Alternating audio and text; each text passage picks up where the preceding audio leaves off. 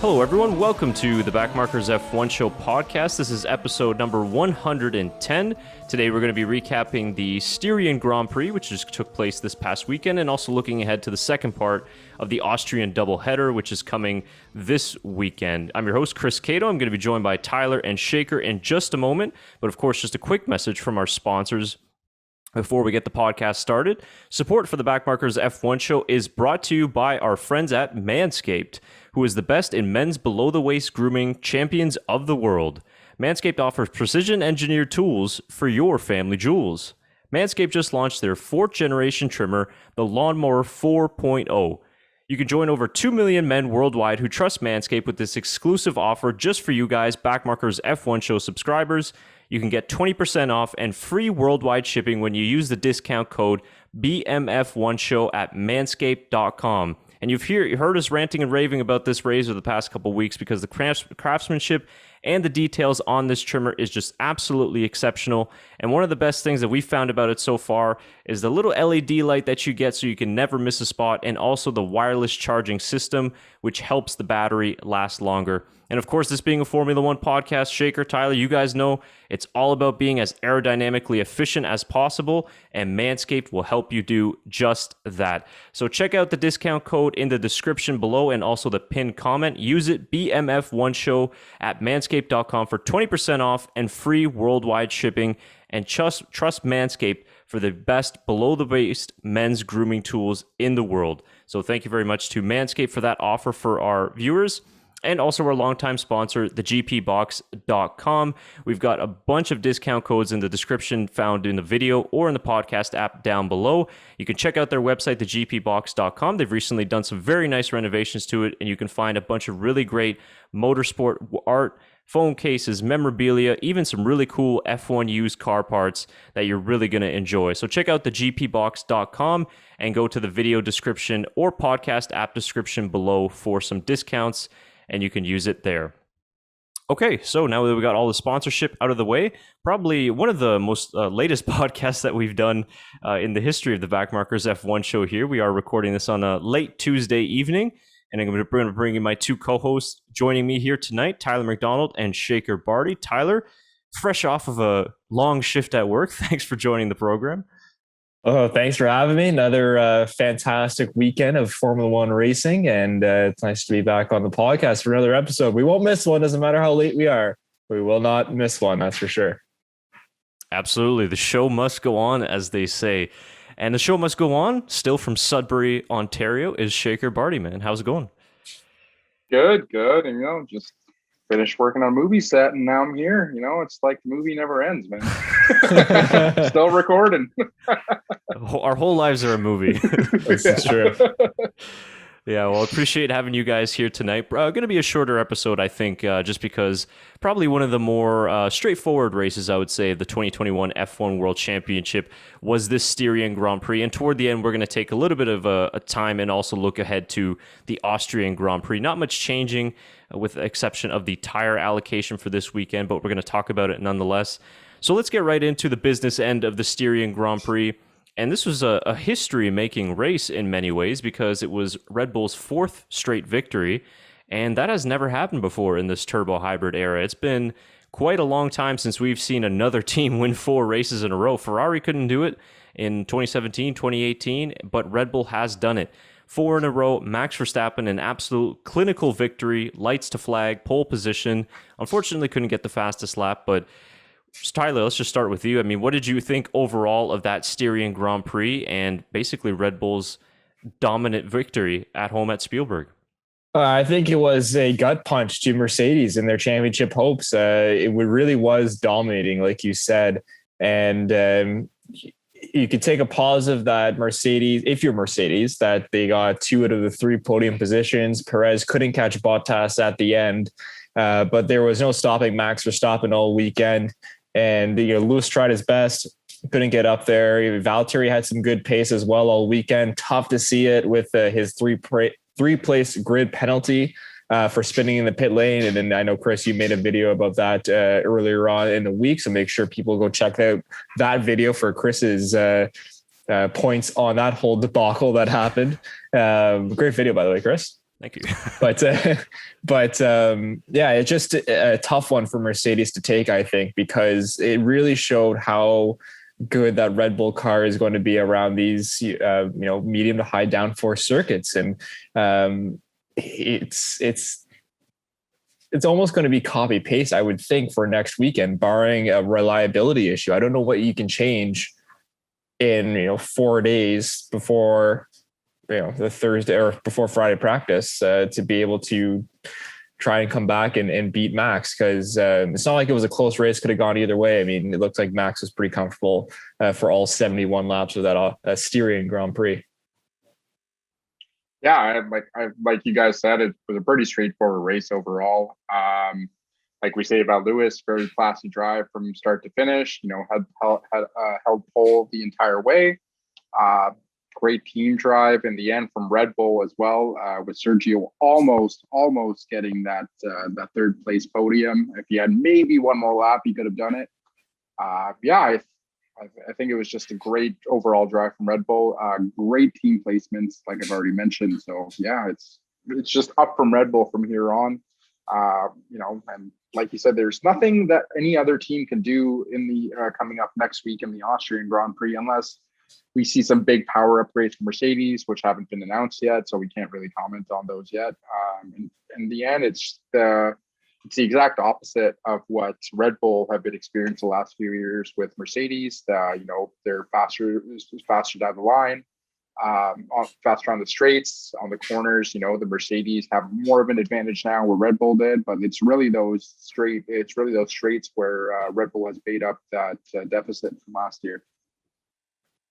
Yeah, I agree with you both. I don't think that there really is much that you can do to change in 4 days' time, obviously, with this triple header. I think the softer tires might come into play, so we might see a two-stop strategy as we, kind of already dipping into the Austrian Grand Prix preview section a little bit here. But I would agree. I'm not sure if they can do much because, like you said, Shaker, Red Bull look really, really fast in that straight line. And, of course, there's 3 DRS zones at this Red Bull ring. So it's very, very tricky, I think, for Mercedes to try and pull off something in Spielberg. But like you said, Tyler, reliability or something like that could come into play. And, of course, team strategy if we do get a two-stop this coming weekend. Now, I wanted to also move on to this Mercedes question because, Shaker, you were asking, can they do anything with the engine and bring any upgrades? And it's been really interesting to see Mercedes because I've actually been quite disappointed with how they've acted as a team, sort of off track in terms of the comments in the press. And now I don't know if that's just gamesmanship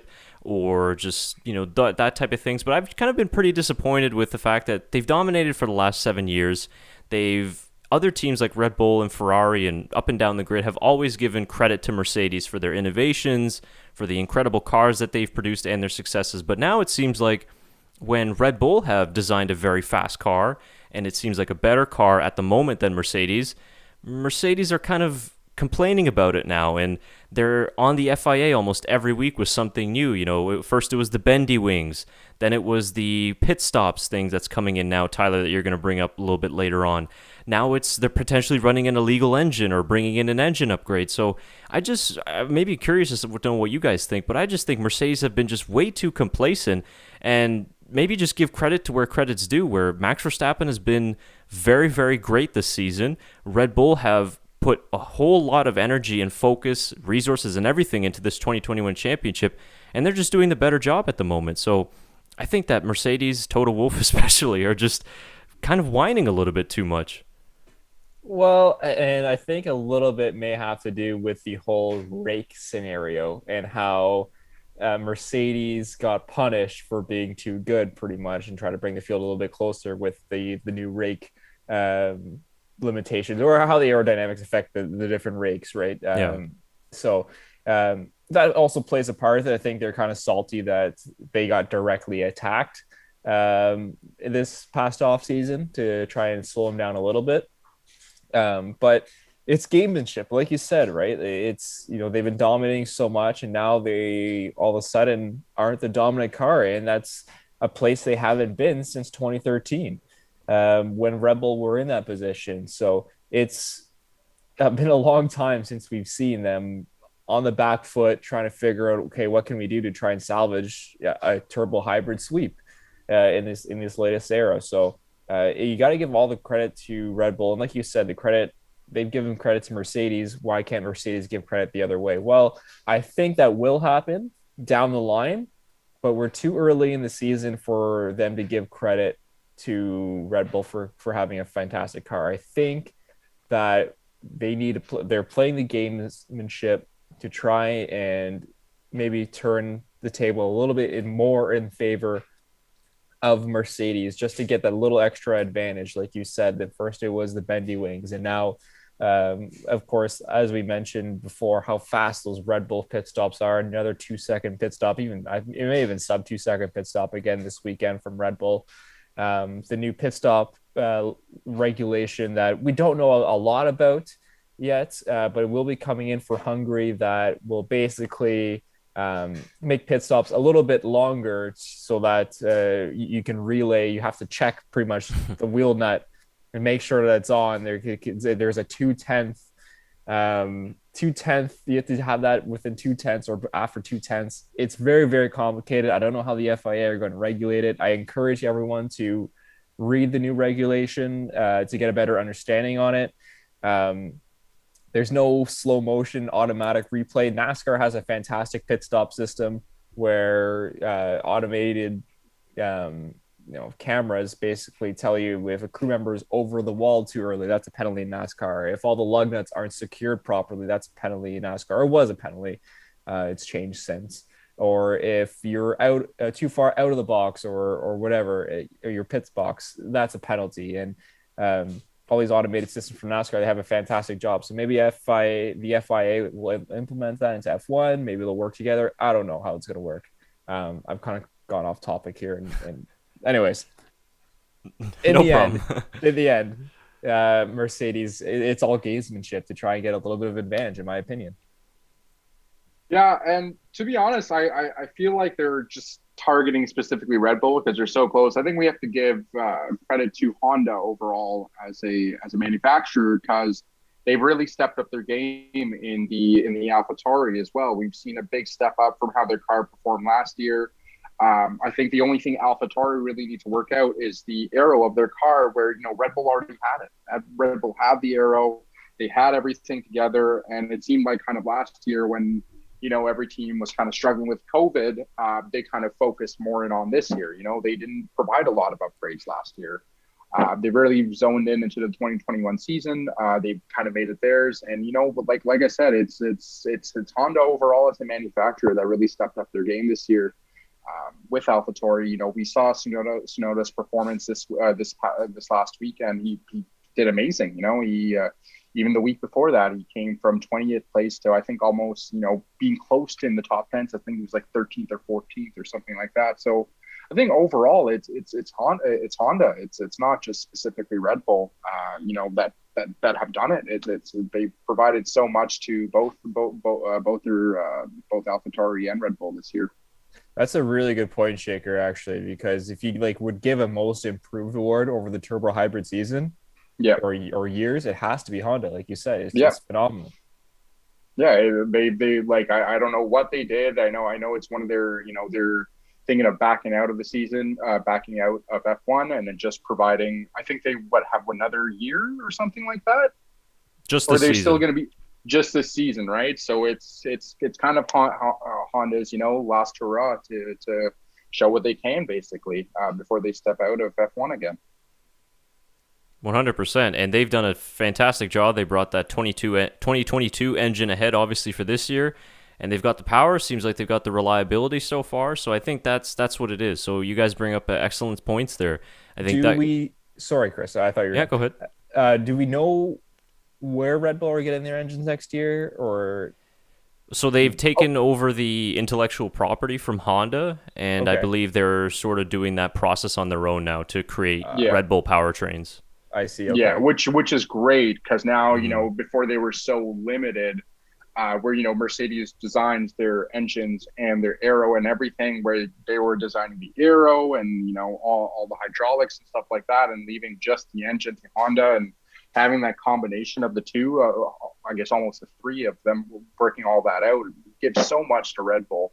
because that was their biggest complaint with Renault. They didn't get say on their engine. They didn't say, they didn't get to work with your aero.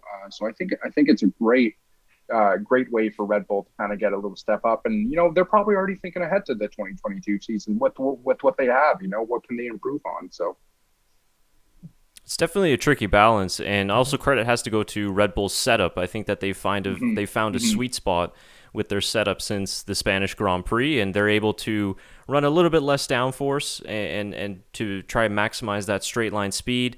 They're also running those skinnier rear wings in comparison to Mercedes. So they've, I think, just done a better job in trying to improve upon the weaknesses of their car. They even had some updates at the Styrian Grand Prix.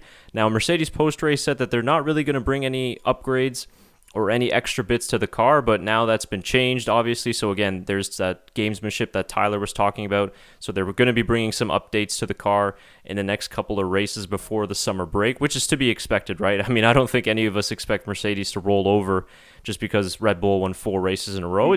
We still believe it's going to be a close championship, but definitely I think Mercedes have some... I think they need to look inwards a little bit, and they're kind of in disarray at the moment. They've been rattled a little bit by Red Bull in the last couple of races, and I just think that they're going to need to regroup a little bit and come back strong for after the summer break, because we only have, I think, 2 or 3 more races until then. But yeah, I think all credit has to go to Verstappen and to Red Bull, because in the last couple of years we've given all credit to Hamilton and Mercedes. So very interesting to see how that whole on and off track battle is playing out so far. Yeah, it really is. And it's going to be interesting to see when the give up point is, when the, okay, it's over point is for Mercedes, because they don't want to sacrifice that 2022 development just to, get this year, right? And you always have to look into the future, no matter, what, if you're building a sporting team, if you're building a business, it's all about, okay, how can we improve in the future and make sure that we are set up for success for years to come. And it's going to be important for Mercedes not to get, very, close-sighted on, okay, we have to sweep and win the championship in 2021. We can't let our legacy fall for this last year. It's going to be important for them to continue to look forward and ahead and try and come out 2022 dominant like they did before, which I'm sure a lot of people don't want to see. But in the end, you always have to build your business that way. Yeah. And sorry, another point I wanted to raise on the last question was I also think that Red Bull and Honda kind of had no choice but to step up their engine, because we have to think back to Max Verstappen's contract. If Red Bull didn't see an improvement in 2021 season, he was ready to walk away. He had a free choice of any team he wanted to go to. His contract ran out if they didn't step up. I believe it was 2021, might be 2022. But I remember a few years ago when he resigned, his dad had brought up the point that if Red Bull doesn't make an improvement to the other competitors, they're willing to shop. And I think it was more of a turning point for them than anything. If they lose Max Verstappen, they lose, all the years of development that they've had in that car, basing the team around him too. So yeah, I think you're right. Mercedes has to step up. They can't just sit back. You can't be, dominating for 7 years and, a team gets the better of you in 4 races and be like, no, we give up. That can't be a 7-time championship winning team. Yeah, it will be interesting to see how these next couple of races play out after we head to Silverstone and then Hungary as well. But Red Bull's definitely all in on this 2021 championship, and I know 2022 is a massive project for all the teams, and it could determine the shaking or the order for the next couple of years. But regardless, Red Bull aren't going to make the mistakes that some other teams have made in the past. They're going to push 100% for this championship. And with the points you guys brought up as well, with the development that Honda has made, and of course the team as well, and the support from Sergio Perez in that second driver role, they're 110% in to win this championship. So I think that might have caught Mercedes a little off guard this season, but nonetheless, very interesting, and another very good, solid win for Max Verstappen in Styria, and who knows, he might just do it again in a couple of days' time. Okay, so moving on to the rest of the grid, we don't have too much other talking points from the Styrian Grand Prix, because it was I don't want to use the word boring this year, because the thrilling aspect of the 2021 championship makes every race interesting for me personally anyways.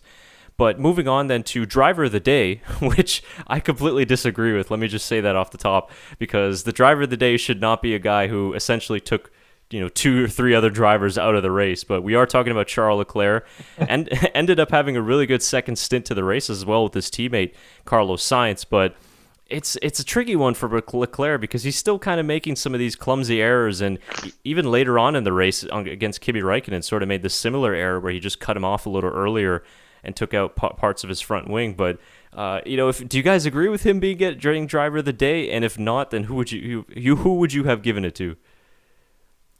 Well, I mean, I understand where you're coming from with you needed to take a few drivers out of the race, Latifi, Gasly, almost Raikkonen. It was clumsy, like you said, but Leclerc is an aggressive driver. He's an aggressive defender. He's an aggressive overtaker. We've seen this many times before, especially with battles with Max Verstappen, how aggressive they get with each other. Battles with his teammate, Sebastian Vettel, of course, as we all remember last year and the year before. Is he my driver of the day? I can understand why people voted for him because he did gain the most positions. My driver of the day was actually Lando Norris. I thought he was phenomenal all race, very consistent, and did a great job to bring home P5 and another very solid race for himself, staying P4 in the championship. I think he is still. So that was my driver of the day personally, but I don't think a lot of people voted for Norris. I think it was between Verstappen and Leclerc.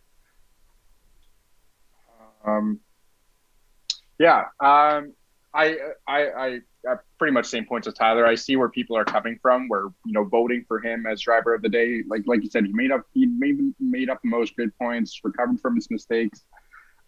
Again, personally, I wouldn't. He's not my driver of the day. But I see where people are coming from. It's they base it on grid positions. They base it on the amount of overtakes. Personally, for me, it was Yuki Tsunoda. I think, with Pierre Gasly being knocked out right at the beginning of the race, it was crucial for him to get those points. He was pushing, all of qualifying. I've even listening to some of the radios afterwards. I think there was one where he was right behind Alonso. And they told him to keep pushing, and he's like, "Man, I am. What do you want me to do?" So I think personally for me, it has to be Yuki Tsunoda, just for recovering, at least getting one crucial point for his team. And that's exactly what he needs to do. He hasn't been there the last few weeks. It's been Pierre Gasly a lot getting those points, and with him being knocked out on the first lap of the race, it was crucial for him to get there. In the end, a point is a point. It's good. That point could be crucial to the end of the championship season to see where they place. So, yeah, I probably would have given it to, I'd say Lando. If I had to rank it, I would give Lando Norris, Max Verstappen, and then I'd throw Lance Stroll in there too. That P8 finish for Aston Martin, I think he had actually a really good race. And I don't know if you guys saw the top 10 onboards that F1 released. He was very racy. His overtakes were very solid. Him and Alonso again having some good battles this season. I know there's some history there, but it's nice to see that they've got some great respect for each other on the track. So yeah, I'd throw Lance Stroll in there, and of course Lance Stroll. I guess not necessarily a tribute, but I guess support for the Montreal Canadiens who are in the Stanley Cup Finals. He's got the logo on the top of his crash helmet, which was cool to see. Of course, Montreal native, so didn't bring him luck for Game 1, but hopefully this coming weekend he can try and get them some better luck for Game 2.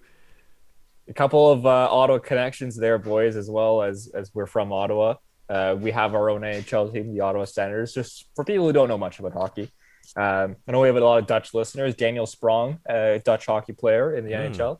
But a couple auto connections. Paul Byron plays for the Montreal Canadiens in the Stanley Cup Final. He's an Ottawa boy. Played for the local junior B team that I went and watched as a kid, the Ottawa Golden Knights.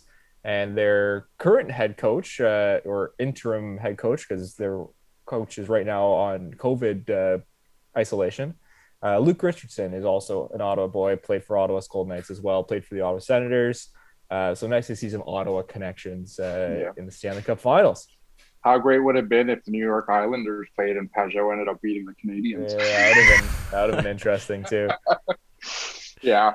It pains me to, cheer for the Montreal Canadiens, but it's Canada versus US. I can't not for the Canadians. So It's all about Canada.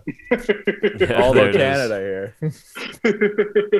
In England, football's coming home, while in hockey, the Stanley Cup has to come home. Let's hope, man. Let's hope. Yeah, for sure, man. It's a really busy sports summer, with everything going on. I think we'll the Olympics are coming up next. Yeah, too. I was about to say, I think in the summer break we'll do like a fan Q&A podcast, which open to anything. We'll talk a lot of different sports then too. I'm going off topic here quickly, but I would love to see, and I don't know why this should have been a thing, F1 in the Olympics. And it was easy to do this year in Japan because you could have brought them to it, moved the Japanese Grand Prix up and held them at Suzuka. And it would have been pretty cool to see an F1 race we have one or maybe you have two on the Saturday and the Sunday F1 races in the Olympics. And I don't know why the most popular sport, or maybe not the most popular sport, but one of the highest sports in the world isn't in the Olympics. We see pretty much every other big sport in the Olympics as well. So because F1 loses money.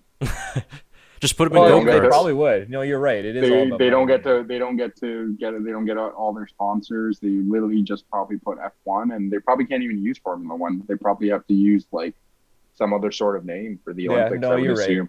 It would all go down to money. Yeah. But I'll tell you what, like you could put because I've been advocating this. I mean, like I'm not that much of a fan of the Olympics as I used to be, but I always advocated to put like mixed martial arts in the Olympics and then have that. But you could do auto racing in the Olympics and just put them in like go-karts or something. Yeah, well, like it doesn't have to be Formula One cars. It can just literally they can come up with their own concept of a racing car and racing that. It doesn't so it doesn't need to be a Formula One. We see that drivers transfer over to other racing sports like Magnussen being a prime example, Marcus Ericsson, Romain Grosjean. So it's possible. Yeah, for sure. It would have been cool. Maybe just last one that's a bit off topic. Who do you think Romain Grosjean was cheering for in the Switzerland and France game? Because he was born in Switzerland, but he is a Frenchman officially. I will say, France. See, it's France. It has to be France. His he had an Instagram post about this. His wife is from Switzerland, I believe, and he's from France, and he was supporting France that game. Oh, okay. Yeah, he has to. Well, it was just like when Pierre Gasly won, got P1, and he was just like, first Frenchman to win in like 20 years, like he got some pride for France for sure. Romain Grosjean also put another Instagram post supporting the Montreal Canadiens. Bring it all back around here. Bring it all back around. He was supporting the Montreal Canadiens. He has a Grosjean Montreal Canadiens jersey. So that's pretty cool. I don't know, maybe Stroll gave that to him as a present. I don't know how that works, but I love it. Yeah. I didn't know Grosjean was a hockey fan. I have to get him to maybe we'll do that. We'll try to get Grosjean to an NHL game, and we can bring him to his first hockey game in Montreal. There you go. All right. Well, there we go. That video is coming in a couple of years. All right. We'll wrap up this edition of Sports Center as we move on to the next last couple of things from the Styrian Grand Prix. But yes, we're obviously big sports fans, so hopefully we'll do another podcast where we can elaborate a lot more on other events happening in the sporting world. But last couple of things for me, I wanted to touch on when you brought up Tyler Lando Norris. I'm still surprised to see his teammate Daniel Ricciardo struggling this much. And I know that he had a better result in France, and before that in Spain had a much better result too. Of course, some rough races in the streets of Monaco and Baku. But this weekend, he was, I believe, second or third in one of the free practice sessions. I was like, wow, Danny Rick, his pace is looking very good. And then just fell apart in qualifying, got out-qualified by Williams. And then in the race, obviously had some engine issues, but I don't think that his pace would have been that great to maybe finish higher than, 9th or 8th, I think, at best. So it's really tough for McLaren, though, because Lando Norris is single-handedly keeping them third in the Constructors' Championship, but Carlos Sainz and Charles Leclerc on the Ferrari side are doing really good as a team tandem. But Daniel Ricciardo, I must admit that I was wrong about this partnership early on in the season. So it just means more credit to Lando Norris because he's been phenomenal this season. But I am a little bit surprised that after all these races, he's still not completely at home in that McLaren.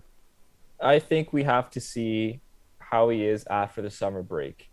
We saw the transition period in Renault take a little while, but look how it turned out at the end. He got 2 podiums last year. we have to see. I think we give him a little bit more time and see how he goes in that McLaren. I think after the summer break is a huge tell. He'll have to do a lot of work in that summer break to get more comfortable with the car, whether it's simulations or maybe getting some testing in somewhere. I'm not sure what the testing rules are, but it's important for him to really work hard to come out in the second half of the season very strong. So we'll see. I don't think people should give up hope yet. Danny Rick is a fighter. He's an Aussie. He's got grit, and I'm sure that he'll come back. And I still think he'll get a podium this year in the McLaren. Yeah, I sorry, I was gonna say, yeah, I agree with Chris. I was expecting more from Ricardo at this point as well, especially because we've seen him at the Styrian Grand Prix, we've seen him at the previous races, and he's always performed well, even when he was in the Renault. Still, in this first season. But yeah, it seems like Daniel Ricciardo always does better when there's more of a break in between races. Especially with the summer break coming up, I think we'll definitely see more of them, like Tyler said.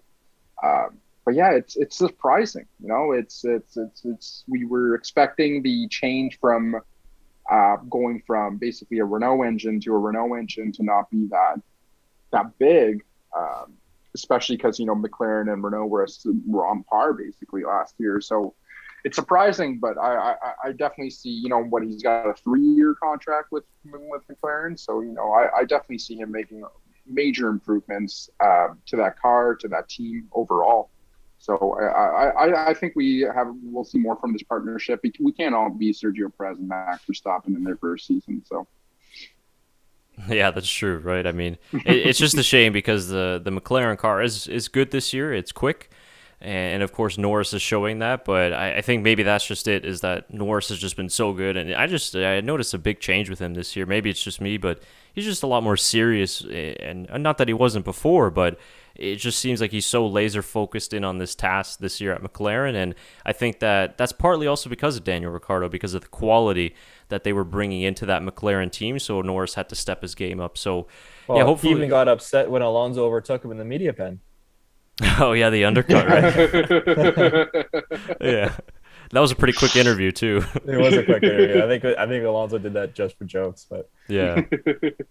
Also, I want to comment. Alonso seems so much more relaxed on this year than his last season in F1. My god! Like it just major difference from Alonso from when he was on McLaren. So it's good to see. Well, it's like I think it was in Q2, and he's like, I don't know where we finished. I don't care, but I enjoyed it. I enjoyed that one. Yeah, it's exactly. He was like, I had fun. Yeah.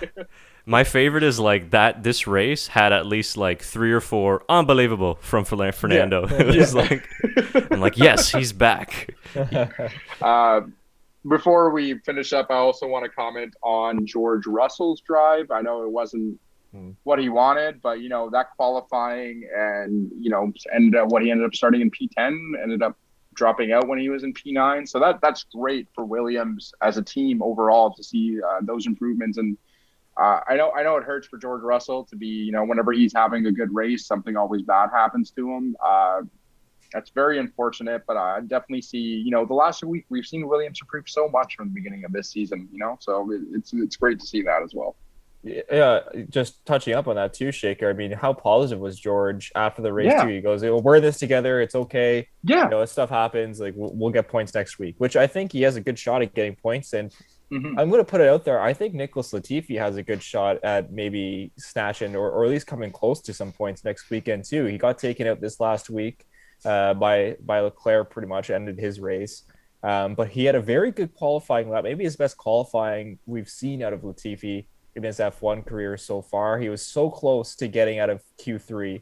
I was hoping for him as a Canadian, but I think that he can come back and have a really good weekend next weekend as well. So watch it for the Williams. I think they have maybe this is the track that they need to give them a little bit of a boost, and I could see them getting points this next weekend. We very well could see it. I agree with both of you. I think with Russell too, he was running as high as P8, and that was on merit too. No, it was only one or two retirements, and he was there on pure pace. So in Latifi's case too, I think he's been so close this year to that Q2 cutoff. I think in France missed it by a couple thousandths. Here he missed it by a couple of hundredths. Just quick birthday shout out as well. Happy 26th birthday to Nicholas Latifi, which was on Tuesday. So, yeah, I think that Latifi, although the results might not show it, he has been closer this year to Russell, but it just hasn't come together for him. It's been, a couple hundreds here or there. So, yeah, I think watch out for Williams this weekend. Hopefully they can bring it together. And if they get some luck with, retirements or safety cars, anything like that, then that might be able to help them out. But, very, very positive signs from Russell, too, to be able to be kind of shrug it off afterwards of what was a really tough DNF.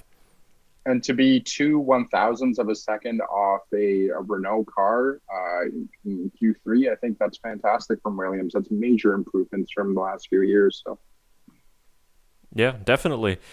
Okay, well, I think that about does it for the Styrian Grand Prix. I mean, we've kind of jumped around a little bit to go through the entire grid order. I mean, I know we didn't touch on teams like Haas and everything, but Oh, I do want to comment on that. Good for Gunther Steiner, though, owning Mazepin. And, I know everybody was making fun of him, but good. That is a good team manager right there. So, he's like, we might as well own it because people are going to keep doing it. And Mazepin was all on board for it, too. He was. I watched the video today. He was laughing his head off with the whole spin top. Yeah. So, I mean, good for them. I love how he can spin his car, but he can't spin the top. yeah. That was really good. Yeah, I agree. Credit to Mazepin. I know he's got a lot of haters and a lot of enemies, but it's, he's not...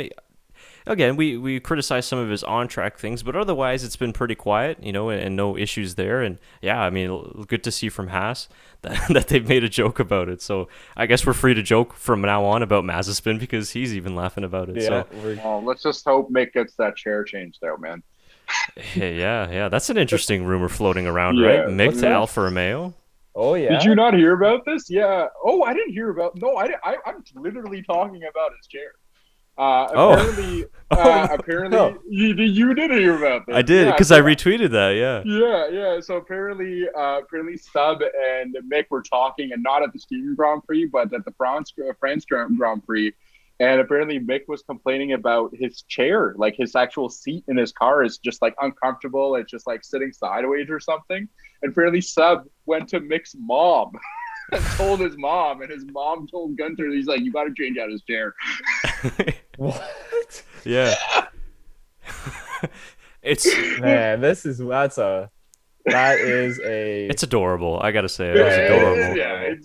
Uncle Seb. That's Uncle Seb looking out for his nephew. You gotta change his seat.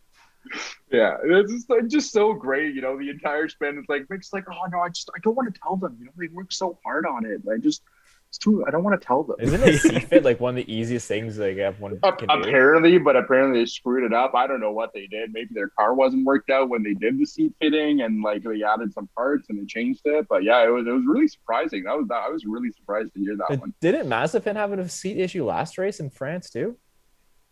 Maybe I don't remember. He had like bubbles. He felt like he had bubbles in the back of his seat. I don't know. I think that's what he said. Well, and like Vettel's really rubbing off on Mick too, because you see we've got Inspector Mick as well. Mick. Yeah, I did see that at the end. You went to the McLaren car? That's what it was, eh? Yeah. It's so funny you called him his like nephew or uncle or whatever, because it's totally Seb, like that. Yeah. It's Uncle Seb. It's 100% what it is. And it's so awesome. Yeah, it's great, man. It's he looked up to Michael Schumacher for so long, and to be able to take on Mick as basically his protege, because that's what he was to Michael Schumacher.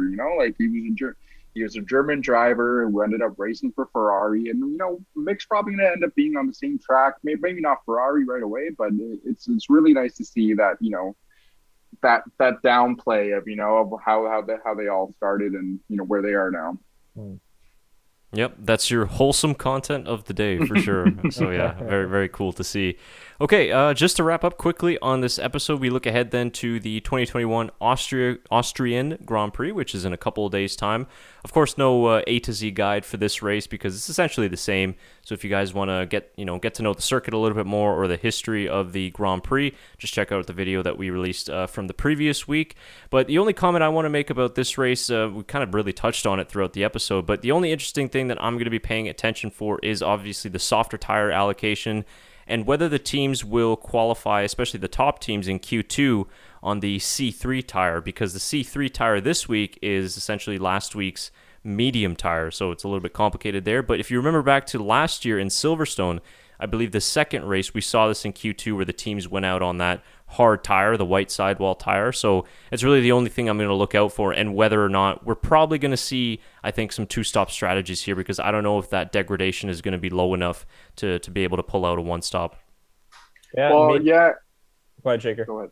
I was going to say, yeah, it's also going to be all based on track temperature. I know the track temperature was a little bit lower this week because they were expecting rain, or this past week. So it's going to kind of all depend on what the track temperature is like in the end, too.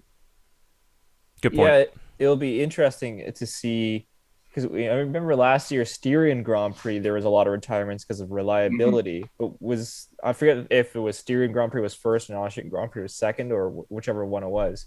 So I just wonder if all those laps in Austria and those very unforgiving curbs in Austria at the Styrian Grand Prix will then relate to maybe some retirements in the Austrian Grand Prix, just to, again, another weekend on those very aggressive curbs that we see in Austria. So that's another thing I would watch out for this coming weekend.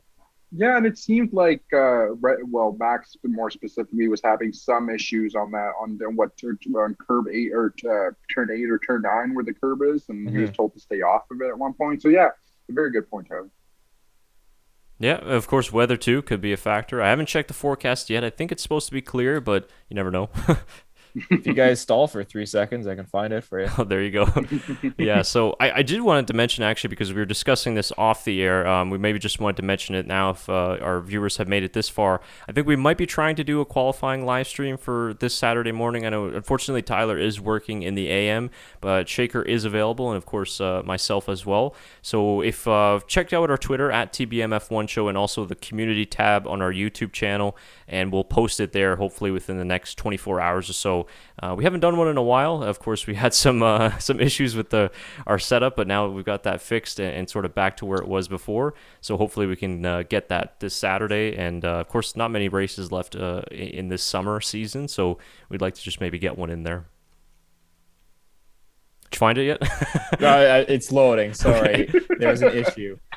It's thunderstorming today. If you're looking at that, yeah, it was the same last week. It was a couple of days before the track. It was a big rain, and then overnight, but nothing actually on the day. So yeah, I've got don't get our hopes up now. I will get your hopes up. Friday 23 sunny, Saturday 25 sunny, Sunday 63% chance of rain. So we will see if there's a possibility of rain for the Austrian Grand Prix. It's out there. Yeah. Wait, I've cursed it. What does Martin? Now that we've said it, it's not going to happen. Yeah. What does Martin Brundle always say? Like, oh, there's a 60% chance. So that means a 40% chance that it won't rain. So yeah, exactly. Yeah, we'll see. 36% chance it won't rain, I guess. Yeah. Okay. Better than 40. Yeah, better than 40. Yeah, well, it'll be an interesting race. Of course, can't believe we're already wrapped up on this triple header. That's just so crazy how these races are flying by. It is round 9, of course, of potential 23 races this season. So, yeah, it will be very interesting. I like how you throw the word potential in there. Well done. I know. I've had to print out 3 different schedules already this year to keep up, but yeah. Yeah, for sure. Well, boys, thank you very much for joining me here tonight. It's been a late one, and I know you guys are coming from work and doing your own thing, so always appreciate you guys making time for the podcast. Thanks for having me. We'll see you next week after the race. Should be a fun one. Yeah, absolutely. Thanks for having me, man. Yeah, we'll do doing the podcast, so I'm glad to be back. Yeah, and we really enjoyed having you guys here to join us for this episode 110. We really appreciate all the positive and kind comments that you guys have been giving us on our couple of podcasts. Some of you saying that is your favorite podcast out there, which is just a really big honor for us because there's so much Why F1. we do it, man. Yeah, no, it really is, and it's we. Not to obviously pump our own tires, but that keeps the motivation going for us to do these episodes late at night and to edit them early on into the morning to get this out for you guys. So just to see the community that we're growing is really great, and we really do appreciate it. So thank you very much to all of our subscribers. If you're new to the channel, please do consider subscribing to the channel. And if you're on YouTube, click the bell for all notifications. And if you're on Spotify or listening on iTunes, just give our podcast a good rating, so it moves up there in the charts of the best podcasts out there in the world. So thank you for the support, and we'll be back with episode 111 after the Austrian Grand Prix. So for Shaker Barty and Tyler McDonald, I've been Chris Cato for this episode. We will see you guys after the race. Enjoy it. Take care.